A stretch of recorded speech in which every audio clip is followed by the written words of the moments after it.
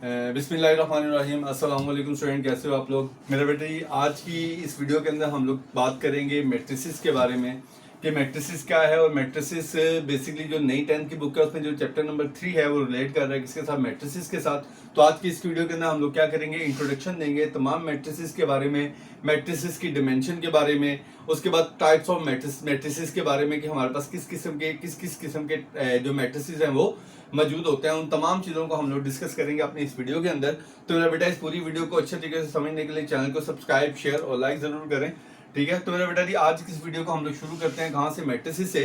तो सबसे पहले हम लोग देखेंगे कि मैट्रिसेस क्या है। मैट्रिसेस बेसिकली क्या होता है, एक रेक्टेंगुलर अरे होती है, यानी कि हम लोग क्या करते हैं, एक रेक्टेंगुलर अरे बनाते हैं किसकी, नंबर्स की, और उस नंबर को अरेंज किया जाता है, या उस रेक्टेंगुलर अरे के अंदर जो नंबर्स हम लोग लेते हैं उन तमाम नंबर्स जो कह सकते हो कि आप लोग जितने भी हमारे पास गिवन नंबर्स होते हैं उन तमाम गिवन नंबर्स को हम लोग अरेंज करते हैं किसके अंदर, एक रेक्टेंगुलर अरे के अंदर। और इस तरीके से अरेंज करते हैं कि उस रेक्टेंगुलर अरे के अंदर कुछ क्या होती हैं, रोज, और कुछ क्या होते हैं, कॉलम्स। यानी कि देखो मेरे पास क्या थे, लेट्स सपोज मेरे पास नंबर थे 1 से लेकर 9 तक। उस 1 से लेकर 9 तक तमाम नंबर्स को क्या किया, एक रेक्टेंगुलर अरे के अंदर मैंने अरेंज किया और उसको क्या किया, स्क्वायर ब्रैकेट के अंदर क्लोज कर दिया। क्या किया, उसको स्क्वायर ब्रैकेट के अंदर क्लोज कर दिया। तो क्या होता है कि नंबर्स को अरेंज करूं एक रेक्टेंगुलर अरे में और उसको क्या करूं, एक स्क्वायर ब्रैकेट में क्लोज कर दूं, तो इसको हम लोग क्या कहते हैं, मैट्रिक्स कहते हैं। तो इस मैट्रिक्स के अंदर क्या होते हैं, कुछ रोज होती हैं और कुछ क्या होते हैं, कॉलम्स होते हैं। तो इस रो के अंदर देखो कुछ लाइनें जो है वो हॉरिजॉन्टल है। हॉरिजॉन्टल क्या होती है,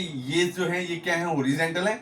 1 2 3 ये भी हॉरिजॉन्टल है, 4 5 6 ये भी हॉरिजॉन्टल है, 7 8 9 ये भी क्या है, हॉरिजॉन्टल। और कुछ क्या होते हैं, वर्टिकल। वर्टिकल कौन सा है, ये वाला 1 4 7 जैसे है, ये क्या है, वर्टिकल। ये 2 5 8 ये भी क्या है, वर्टिकल। ये क्या है, 3 6 9 भी, यानी कि जो बेसिकली परपेंडिकुलर होती है, परपेंडिकुलर को ही हम लोग क्या कहते हैं, वर्टिकल कहते हैं। तो देखो एक हॉरिजॉन्टल ये है, एक हॉरिजॉन्टल ये है, और एक हॉरिजॉन्टल ये है। जितनी भी हॉरिजॉन्टल लाइंस होते हैं तमाम हॉरिजॉन्टल लाइंस को हम लोग क्या कहते हैं, रो कहते हैं। क्या कहते हैं, उसको रो कहते हैं। रो को मैं यहाँ पे किससे रिप्रेजेंट कर रहा हूँ, आर से। यहाँ पे मेरे पास ये जो पहली है इसको हम लोग क्या कहते हैं, रो 1। इसको हम लोग क्या कहते हैं, रो 2। इसको हम लोग क्या कहते हैं, रो 3। और मैंने दूसरा क्या बोला, वर्टिकल। वर्टिकल कौन से हैं, ये वाले 1 4 7 ये क्या है, वर्टिकल। तो वर्टिकल्स को हम लोग क्या कहते हैं, कॉलम्स का नाम देते हैं। तो अगर इस वर्टिकल को देखते हो तो इसमें ये C1 है, ये C2 है और ये C3 है। तो ये जो मैंने मैट्रिक्स लिखा है, इस मैट्रिक्स के अंदर आप लोगों को नजर आ रहा होगा कि मेरे पास कितनी रोज हैं, R1 R2 और R3 है। ये 3 हॉरिजॉन्टल लाइन है। 3 हॉरिजॉन्टल लाइन होने की वजह से इस मैट्रिक्स के अंदर नंबर ऑफ रोज कितनी है, 3, R1 R2 और R3। और अगर इसको देखते हो तो इसमें भी मेरे पास 3 वर्टिकल लाइन है। 3 वर्टिकल लाइन होने की वजह से इसके अंदर कॉलम्स कितने हैं, 3, C1 C2 और C3। अगर इसको देखते हो आप लोग 5 6 और 7, एक मैंने ये मैट्रिक्स बनाया।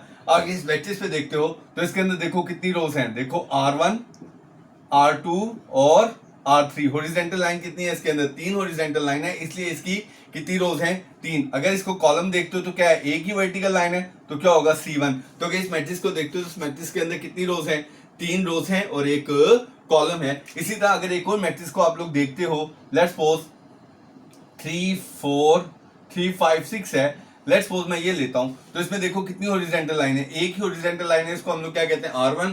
और वर्टिकल लाइन देखो कितनी है, 1 2 और 3, यानी कि C1 C2 और C3। तो अगर इसको देखोगे तो इसको हम लोग क्या कहते हैं, इस मैट्रिक्स के अंदर 3 रोज हैं और क्या है, सॉरी, एक रो है और 3 कॉलम है। Is it clear. तो ये क्या था, हमारे पास एक मैट्रिक्स होता है जिसको हम लोग नंबर्स को अरेंज करते हैं अरे के अंदर, और उस अरे के अंदर क्या होता है, नंबर्स हमारे रोज के अंदर होते हैं और कुछ कॉलम्स के अंदर होते हैं। रोज और कॉलम के बारे में मैंने एक्सप्लेन कर दिया।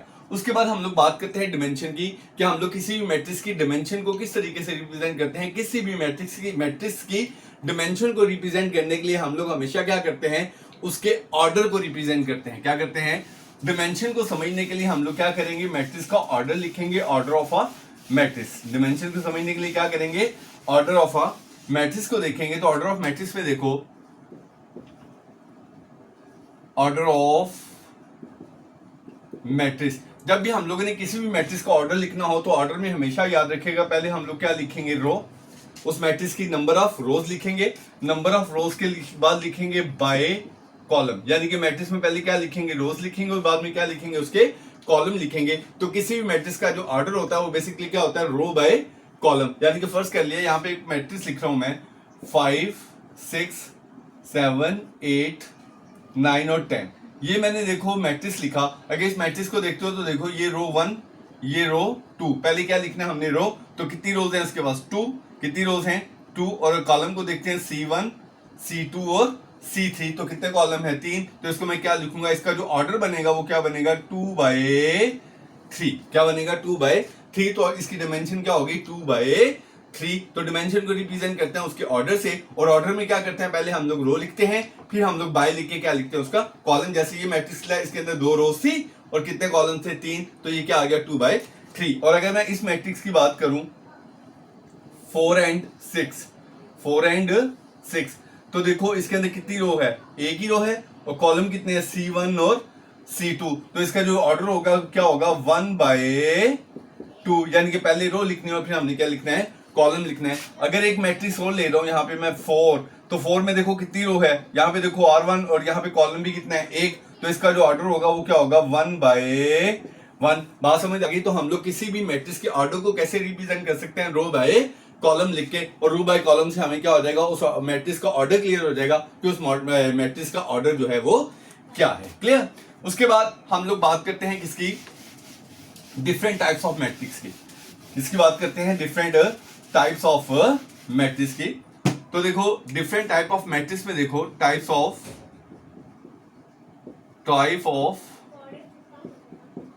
मैट्रिक्स, टाइप ऑफ मैट्रिक्स में सबसे पहले मैं लिखूंगा नल मैट्रिक्स। क्या लिखूंगा?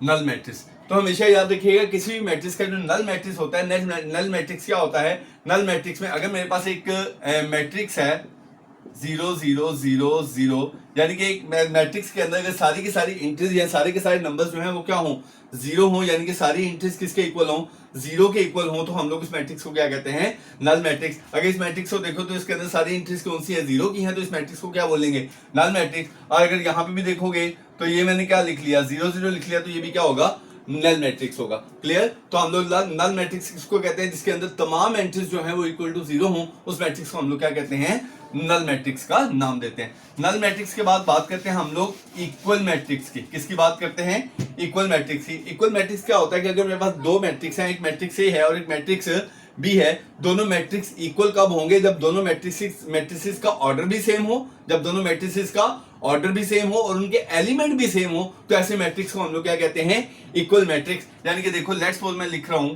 4 5 6 7, एक मैट्रिक्स ये लिखा ए और दूसरा मैट्रिक्स बी भी मैंने क्या लिखा 4 5 6 एंड 7। अगर दोनों मैट्रिसेस को देखोगे तो दोनों का ऑर्डर भी सेम है, यानी कि अगर इसका ऑर्डर देखोगे तो ऑर्डर क्या है 2/2, इसका ऑर्डर भी देखोगे तो इसका ऑर्डर भी क्या है 2/2, और इनकी एंट्रीज भी आपस में क्या है सेम है। यहाँ पे 4 है तो यहाँ पे भी क्या है 4, यहाँ पे 6 है तो यहाँ पे भी क्या है 6, यहाँ पे 5 है तो यहाँ पे भी 5, यहाँ पे 7 है तो यहाँ पे भी 7। जब ऐसा होगा तो फिर ऐसे मैट्रिसेस को हम लोग क्या बोलेंगे इक्वल मैट्रिक्स। क्या बोलेंगे हम लोग इक्वल मैट्रिक्स। इक्वल मैट्रिक्स की एक और एग्जांपल दे रहा हूं मैं आप लोगों को। लेट्स सपोज एक मैट्रिक्स है मेरे पास 2 7 5 4, फर्ज कर लिया। दूसरा मैट्रिक्स है मेरे पास 1 + 1 3 + 4 4 + 1 और 2 + 2। दो मैट्रिक्स लिखे मैंने, एक मैट्रिक्स ये लिखा, एक मैट्रिक्स मैंने ये लिखा। यहाँ पे मैंने क्या लिखा 2, तो यहाँ पे देखो 1 + 1 क्या आएगा 2 ही आएगा। तो इसके देखो ऑर्डर भी सेम है, ये भी 2/2 है, ये भी 2/2 है। तो 1 + 1 2, 4 + 1 5, 3 + 4 7 और 2 + 2 4। तो ये भी दोनों मैट्रिसेस, इनके ऑर्डर भी सेम है और इनके एलिमेंट भी सेम है, तो इन दोनों मैट्रिसेस को भी हम लोग क्या बोलेंगे इक्वल मैट्रिक्स बोलेंगे। क्लियर? तो अभी हम लोगों ने नल मैट्रिक्स के बारे में बता दिया, इक्वल मैट्रिक्स के बारे में बता दिया कि नल मैट्रिसेस कौन से होते हैं और इक्वल मैट्रिसेस कौन से होते हैं। मेरे बेटा उसके बाद हम लोग क्या करते हैं रो मैट्रिक्स। कौन सा मैट्रिक्स है? Row matrix. क्या है रो मैट्रिक्स? रो मैट्रिक्स किसको कहते हैं? एक ऐसा मैट्रिक्स होता है जिसके अंदर सिर्फ एक रो हो, यानी कि 4 5 6। अगर इस मैट्रिक्स को देखोगे तो इस मैट्रिक्स के अंदर कितनी रोज हैं? एक ही रोज हैं। तो ये ऐसे मैट्रिक्स जिसके अंदर नंबर ऑफ रोज की तादाद एक हो, यानी कि पूरे मैट्रिक्स के अंदर सिर्फ एक ही रो हो, तो ऐसे मैट्रिक्स को हम लोग क्या बोलेंगे रो कॉलम। और रो मैट्रिक्स इसी तरीके से क्या होगा कॉलम मैट्रिक्स। कॉलम मैट्रिक्स को किसको बोलेंगे? जिस मैट्रिक्स के अंदर क्या हो सिर्फ एक कॉलम हो, जैसे 6 4 3। अगर इस मैट्रिक्स को देखोगे तो उसके अंदर क्या है नंबर ऑफ कॉलम एक ही है, तो जब किसी मैट्रिक्स के अंदर कॉलम एक ही होगा तो ऐसे मैट्रिक्स को हम लोग क्या बोलेंगे कॉलम मैट्रिक्स। यानी कि रो मैट्रिक्स किसको बोलोगे, मैट्रिक्स के अंदर अगर एक ही रो होगी तो उसको हम लोग क्या बोलेंगे, रो मैट्रिक्स। और अगर कॉलम मैट्रिक्स किसको बोलेंगे, जिसके अंदर सिर्फ नंबर ऑफ कॉलम एक होगा तो उसको हम लोग क्या बोलेंगे, कॉलम मैट्रिक्स का नाम देंगे। ये हो गया रो कॉलम और रो मैट्रिक्स और कॉलम मैट्रिक्स। इसके बाद हम लोग बात करते हैं स्क्वायर मैट्रिक्स की। किसकी बात करते हैं, स्क्वायर मैट्रिक्स की। किसकी बात करते हैं, स्क्वायर मैट्रिक्स कौन सा होता है कि अगर किसी मैट्रिक्स के अंदर नंबर ऑफ रोज और नंबर ऑफ कॉलम्स की तादाद आपस में बराबर हो। फर्ज कर दिया ये देखो 4, 5, 6 और 7, यानी कि इस मैट्रिक्स के अंदर देखोगे तो कितनी रोज हैं, R1 और R2। अगर कॉलम्स को देखोगे तो कितने कॉलम हैं, C1 और C2। यानी कि रोज भी, नंबर ऑफ रोज भी 2 हैं और नंबर ऑफ कॉलम्स भी 2 हैं, यानी कि रोज भी 2 और कॉलम्स भी 2। तो जिस मैट्रिक्स के अंदर नंबर ऑफ रोज और नंबर ऑफ कॉलम आपस में बराबर आ जाए तो ऐसे मैट्रिक्स को हम लोग क्या कहते हैं, क्या कहते हैं, स्क्वायर मैट्रिक्स। यानी कि रोज इक्वल हो किसके, कॉलम्स के, तो फिर वो मैट्रिक्स क्या होगा, स्क्वायर मैट्रिक्स होगा। क्या होगा, स्क्वायर मैट्रिक्स। स्क्वायर मैट्रिक्स के बाद हम लोग बात करते हैं रेक्टेंगुलर मैट्रिक्स की। किसकी बात करते हैं, रेक्टेंगुलर मैट्रिक्स। किसकी, रेक्टेंगुलर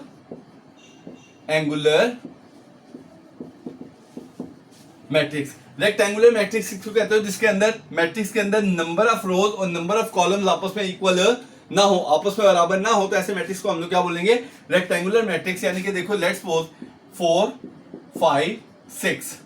अब यहां देखो नंबर ऑफ रोज कितनी है, 1, और नंबर ऑफ कॉलम कितने हैं, 3। यानी कि नंबर ऑफ रोज 1 है और नंबर ऑफ कॉलम 3 है, तो इसमें रोज और कॉलम आपस में बराबर नहीं है। तो जहां पे रोज और कॉलम आपस में बराबर नहीं होंगे तो ऐसे मैट्रिक्स को हम लोग क्या बोलते हैं, रेक्टेंगुलर मैट्रिक्स। क्या बोलते हैं उसको, रेक्टेंगुलर मैट्रिक्स। एक एग्जांपल मैंने ये दी। उसके बाद देखो अगर आप लोग इसको देखते हो 4, 5, 6, 3, 8, 9, अगर इस मैट्रिक्स को देखते हो तो देखो रोज कितनी है, R1 और R2, कॉलम कितने हैं, C1, C2 और C3। यानी कि 2 रोज हैं और कितने कॉलम्स हैं, 3 कॉलम्स हैं। तो इस मैट्रिक्स को भी हम लोग क्या बोलेंगे, रेक्टेंगुलर मैट्रिक्स बोलेंगे। क्यों रेक्टेंगुलर मैट्रिक्स बोलेंगे, क्योंकि इसके अंदर भी रोज और कॉलम्स की तादाद आपस में इक्वल नहीं है।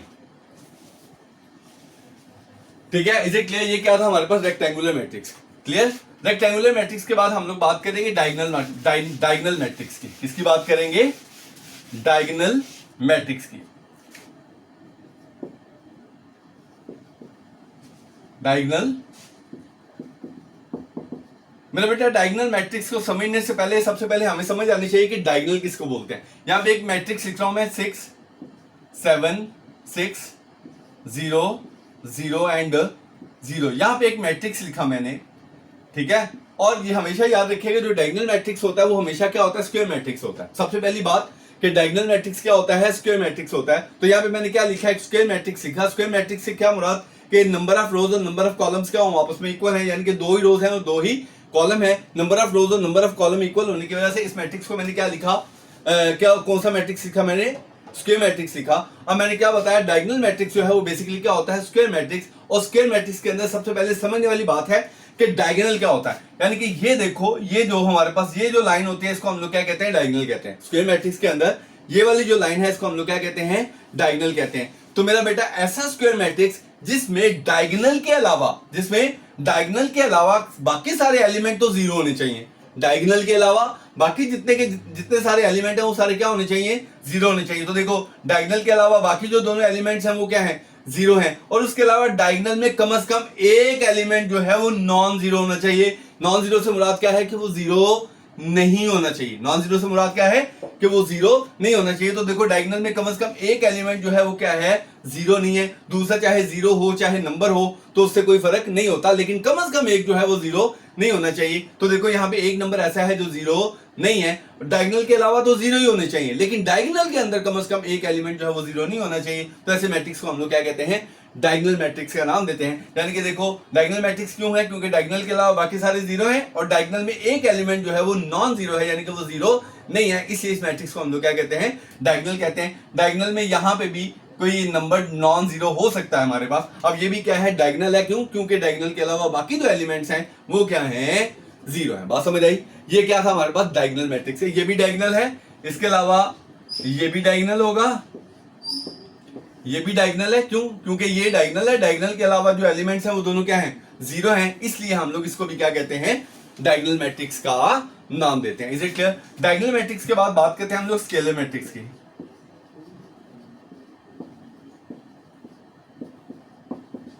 किसकी बात करते हैं? स्केलर मैट्रिक्स की। स्केलर मैट्रिक्स बेसिकली क्या होता है? डायगोनल मैट्रिक्स होता है। स्केलर मैट्रिक्स भी क्या होता है? क्या होता है? Diagonal matrix. तो डायगोनल मैट्रिक्स होता है तो इसका मतलब क्या हुआ कि इसके डायगोनल के अलावा बाकी दोनों एलिमेंट्स क्या होंगे? जीरो होंगे। यानी कि जो हमारा स्केलर मैट्रिक्स होता है वो बेसिकली क्या होता है?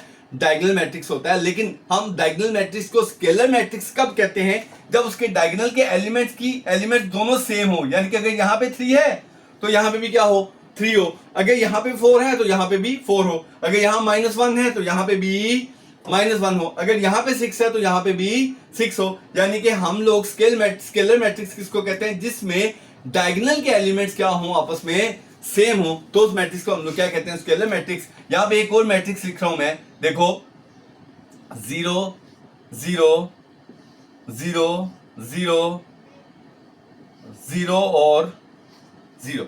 अब ये देखो डायगोनल के अलावा सारे मैंने 0 लिख दिए। अब डायगोनल पे आ रहा हूं, 4 4 4।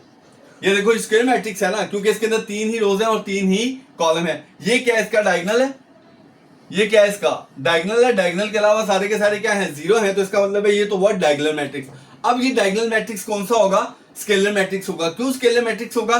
क्योंकि डायगोनल के अंदर जितनी भी एंट्रीज हैं वो सारी की सारी क्या है? सेम है। यानी कि सारी की सारी क्या है? 4 है। जब डायगोनल के एलिमेंट सेम होंगे तो ऐसे डायगोनल को क्या कहते हैं हम लोग? स्केलर मैट्रिक्स का नाम देते हैं। Is it clear? उसके बाद हम लोग बात करते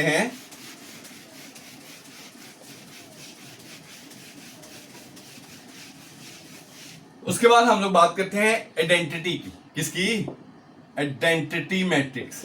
आइडेंटिटी मैट्रिक्स या दूसरे लफ्जों में यूनिट मैट्रिक्स, या क्या बोलते हैं इसको? Unit matrix. जो आइडेंटिटी मैट्रिक्स या यूनिट मैट्रिक्स होता है ये भी बेसिकली क्या होता है? डायगोनल मैट्रिक्स ही होता है। क्या होता है? डायगोनल मैट्रिक्स ही होता है। देखो डायगोनल के अलावा बाकी एंट्री 0। अब इसको यूनिट मैट्रिक्स कब बोलेंगे? जब डायगोनल की एंट्री क्या हो? इक्वल टू 1 हो। जब डायगोनल जो है वो इक्वल टू 1 हो तो ऐसा डायगोनल मैट्रिक्स जो है वो क्या होगा? आइडेंटिटी मैट्रिक्स या यूनिट मैट्रिक्स। तो ये कौन सा मैट्रिक्स हुआ? Identity matrix. इसको हम लोग हमेशा रिप्रेजेंट करते हैं किसके साथ? आई के साथ। ये भी आइडेंटिटी है। उसके अलावा देखो 1 0 0 0 1 0 0 0 1, ये भी क्या है? Identity matrix. इसमें भी देखोगे जो डायगोनल है, डायगोनल के अंदर जो एलिमेंट्स हैं वो क्या है? इक्वल टू 1 है। जब डायगोनल के सारे एलिमेंट 1 के इक्वल होंगे तो ऐसे मैट्रिक्स को हम लोग क्या कहते हैं? आइडेंटिटी मैट्रिक्स या यूनिट मैट्रिक्स का नाम देते हैं। Is it clear? बात समझ आ गई? उसके बाद हम लोग बात करते हैं ट्रांसपोज ऑफ अ मैट्रिक्स की। किसकी बात करते हैं? ट्रांसपोज ऑफ अ मैट्रिक्स की। यानी कि let's suppose transpose of a matrix. Transpose क्या होता है? यानी कि अगर मेरे पास एक एलिमेंट है, सेट है ए, 4 5 6 3 -1 5 2 3 1, एक मैट्रिक्स है मेरे पास, लेट्स सपोज ए।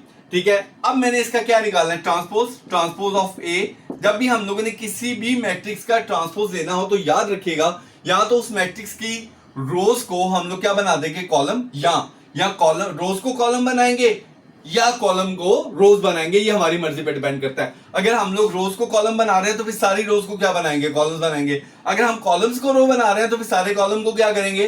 रोज बनाएंगे। यानी कि अगर किसी भी मैट्रिक्स का ट्रांसपोज निकालना है तो किसी भी मैट्रिक्स का ट्रांसपोज निकालने के लिए हम लोग क्या करेंगे? या तो रोज को कॉलम बनाएंगे या कॉलम को रोज बनाएंगे। तो देखो मेरा बेटा, मैं क्या करता हूं? रोज को कॉलम बना लेता हूं। मैं क्या करता हूं? रोज को कॉलम। तो क्या है? 4 3 2 को मैंने क्या कर लिया? ये रो थी, मैंने कॉलम बना दिया। अब इस रो को भी क्या बनाऊंगा? कॉलम। 5, अब इस रो को भी क्या बनाऊंगा? कॉलम बनाऊंगा। तो अगर मैंने रोज को कॉलम बना दिया तो ये क्या होगा? इस मैट्रिक्स का ट्रांसपोज होगा। और अगर मैं दूसरी बात जो मैंने बोली है, क्या कर सकते हैं हम लोग? कॉलम को भी रोज बना सकते हैं। यानी कि ये कॉलम है, इस कॉलम को क्या बनाऊंगा? रो। इस कॉलम को भी क्या बनाऊंगा? और इस कॉलम को भी क्या बनाऊंगा? तो दोनों कंडीशन में आंसर क्या आएंगे? सेम आएंगे। सॉरी 4 3 2, सॉरी यहां गलत लिख दिया मैंने, क्योंकि कॉलम को क्या बना रहे हैं? 4 5 6, उसके बाद 3 -1 और 3, और फिर 2 3 1। यहाँ पे मैंने कुछ गलती की है, ये 6 है सॉरी, क्योंकि हम लोग यहाँ पे रोज को कॉलम बना रहे हैं, रोज को कॉलम 2 3 - 1, रोज को कॉलम 6 5 1, वो तो गलती की होगी मैंने। ये क्या हुआ 4 3 2, ओके 5 -1 और 3 6, इधर मैंने कॉलम को रो बनाया 4 5 6, 3 -1 और 5, सॉरी यहां भी क्या आता था 3 -1 और 5, 2 3 और 1। तो देखो दोनों कंडीशन में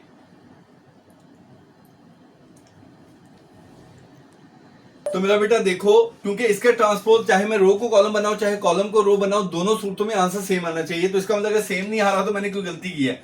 देखो ये क्या है 4 3 2, यहां पे मैंने क्या किया रो को कॉलम बनाया तो पहले कॉलम में क्या आएगा 4 3 2 4 3 2, दूसरे कॉलम में 5 -1 और सॉरी 3 आता था, यहाँ पे क्या आएगा 3 आएगा, और आगे क्या आएगा 6 5 1। और अगर हम लोग क्या करते हैं कॉलम को रो बनाते हैं तो देखो 4 5 6 है 4 5 6, फिर ये कॉलम है 3 -1 और 5 3 -1 और 5, और फिर ये कॉलम है 2 3 1। तो दोनों सूरतों में देखो आंसर सेम आएगा, चाहे मैं कॉलम को रो बनाऊं चाहे रो को कॉलम बनाऊं, दोनों सूरतों में जो ट्रांसपोज का आंसर है वो क्या आएगा सेम आएगा। तो जब हम लोग ने किसी भी मैट्रिक्स का ट्रांसपोज लेना हो, या तो उसकी रोज को कॉलम बना देते हैं या हम लोग क्या करते हैं कॉलम को रो बना देते हैं। बात समझ आई? ये क्या था हमारे पास ट्रांसपोज ऑफ अ मैट्रिक्स, क्या था ट्रांसपोज ऑफ अ मैट्रिक्स। उसके बाद हम लोग बात करते हैं सिमेट्रिक मैट्रिक्स की। किसकी बात करते हैं?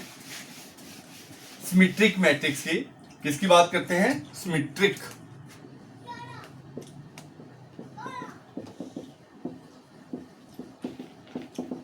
सिमेट्रिक मैट्रिक्स क्या होता है? लेट्स सपोज मेरे पास एक मैट्रिक्स है A 2 1 1 और 2। एक मैट्रिक्स है मेरे पास क्या 2 1 1 और 2, ठीक है। मैंने चेक करना है क्या ये मैट्रिक्स जो है वो सिमेट्रिक है। तो किसी भी मैट्रिक्स को ये चेक करने के लिए वो सिमेट्रिक है या नहीं, उसके लिए हम लोग क्या करेंगे उस मैट्रिक्स का ट्रांसपोज लेंगे। जब भी आप लोगों ने ये फाइंड करना हो कि कोई भी मैट्रिक्स जो है वो सिमेट्रिक है या नहीं है, उसके लिए क्या करना है उसका ट्रांसपोज लेना है। तो मैंने इस मैट्रिक्स को चेक करना है ये सिमेट्रिक है या नहीं, इसके लिए मैं क्या करूंगा इसका ट्रांसपोज लूंगा। तो ट्रांसपोज में देखो क्या आएगा, रो को कॉलम बनाऊंगा 2 1 2 1, और यहां पे भी रो को क्या बनाया 1, यानी कि इस रो को मैंने कॉलम बनाया 2 1, इस रो को भी मैंने कॉलम बनाया क्या आया 1 2। तो आप लोग देखोगे इसका ट्रांसपोज लिया तो वो किसके बराबर आ गया, यानी कि ए ट्रांसपोज इक्वल आ गया किसके, यानी कि दोबारा से आंसर वही आ जाए। यानी कि जब हम लोग किसी मैट्रिक्स का ट्रांसपोज लेते हैं, ट्रांसपोज लेने के बाद भी उसका आंसर वही है, तो ऐसे मैट्रिक्स को हम लोग क्या कहते हैं सिमेट्रिक मैट्रिक्स। तो यहाँ देखो जो इस मैट्रिक्स का जो ट्रांसपोज है वो क्या आ गया, यानी कि ए का ट्रांसपोज ए के ही इक्वल आ गया। So it is symmetric. बात समझ आ गई? उसको हम लोग क्या कहते हैं सिमेट्रिक मैट्रिक्स, सिमेट्रिक मैट्रिक्स। और एक होता है हमारे पास स्क्यू सिमेट्रिक। क्या होता है? Skew symmetric. स्क्यू सिमेट्रिक क्या होता है? स्क्यू सिमेट्रिक में अगर हमारे पास, यानी कि जब भी हम लोगों ने किसी भी मैट्रिक्स का ये चेक करना हो कि क्या वो स्क्यू सिमेट्रिक है या नहीं, उसके लिए भी हम लोग क्या करेंगे उस मैट्रिक्स का क्या लेंगे ट्रांसपोज लेंगे। क्या लेंगे? उसका ट्रांसपोज लेंगे। क्या लेंगे? उसका ट्रांसपोज लेंगे। तो जब हम लोग उसका ट्रांसपोज लें तो मेरा बेटा ट्रांसपोज लेने के बाद उसका जो ए ट्रांसपोज है अगर वो उसके क्या आ जाए नेगेटिव, क्या आ जाए किसके इक्वल आ जाए नेगेटिव के इक्वल आ जाए, यानी कि लेट्स सपोज यहाँ पे 2 है तो जब मैंने उसका सिमेट्रिक लिया सॉरी ट्रांसपोज लिया तो वो जाहिर सी बात है इस एलिमेंट का तो स्क्यू सिमेट्रिक नहीं हो सकता, क्योंकि अगर इसका मैं ट्रांसपोज लूंगा तो ये एक नेगेटिव नहीं आएगा। यानी कि स्क्यू सिमेट्रिक के लिए मखसूस सेट मखसूस मैट्रिक्स होते हैं, अगर उसका मैं ट्रांसपोज लूं तो वो किसके इक्वल आ जाएगा -a के इक्वल आ जाएगा। तो ऐसा मैट्रिक्स जिसका अगर ट्रांसपोज लेने के बाद आंसर जो है वो -a के इक्वल आ जाए, तो ऐसे मैट्रिक्स को हम लोग क्या कहते हैं स्क्यू सिमेट्रिक। तो मेरा बेटा इस तरीके से आज की इस वीडियो के अंदर हम लोगों ने क्या किया, इंट्रोडक्शन लिया मैट्रिसेस का, उसकी टाइप्स ऑफ मैट्रिसेस का, ठीक है, ताकि आप लोगों के लिए एक्सरसाइज करना यानी कि चैप्टर को स्टार्ट करना उससे रिलेटेड जो एक्सरसाइजेज हैं उनको सॉल्व करना आप लोगों के लिए आसान हो जाए। तो मेरा बेटा इंशाल्लाह इसकी नेक्स्ट वीडियो के अंदर हम लोग क्या करेंगे चैप्टर नंबर 3 की एक्सरसाइज नंबर 3.1 और एक्सरसाइज नंबर 3.2 करिएगा और करेंगे तो मेरा बेटा इस वीडियो से जुड़ने के लिए या चैनल के साथ प्रॉपर तरीके से जुड़ने के लिए चैनल को सब्सक्राइब और शेयर करें, ताकि आगे आने वाली जो 3.1 की एक्सरसाइज है, एक्सरसाइज नंबर 3.1 और एक्सरसाइज नंबर 3.2 जो है उसकी वीडियो का नोटिफिकेशन आप लोगों को मसूल हो जाए। तो मेरा बेटा मैं अब आप लोगों से इजाजत चाहूंगा। अल्लाह हाफिज, अल्लाह आप लोगों का हामी हो नासिर हो। Thank you.